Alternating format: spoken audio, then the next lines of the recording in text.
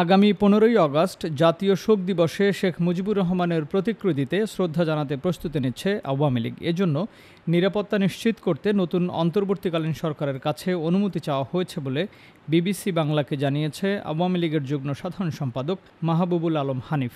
গত 5ই আগস্ট পদত্যাগ করে শেখ হাসিনা দেশ ছাড়ার পর আত্মগোপনে চলে যান আওয়ামী লীগের শীর্ষ নেতাসহ দলটির তৃণমূলের নেতাকর্মীদের অনেকে। হানিফ বলেন, এই কর্মসূচিকে ঘিরে দলের নিরাপত্তা নিশ্চিত করতে নতুন সরকারের কাছে আবেদন করা হয়েছে। তিনি বলেছেন, ওই এলাকার নিরাপত্তার জন্য দলের পক্ষ থেকে স্বরাষ্ট্র উপদেষ্টার কাছে চিঠি পাঠানো হয়েছে। আমরা আশা করি সেই অনুমতি দেওয়া হবে।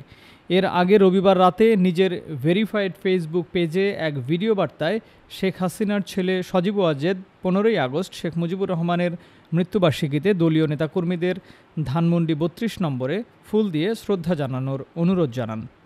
Timeline desk, Dhaka.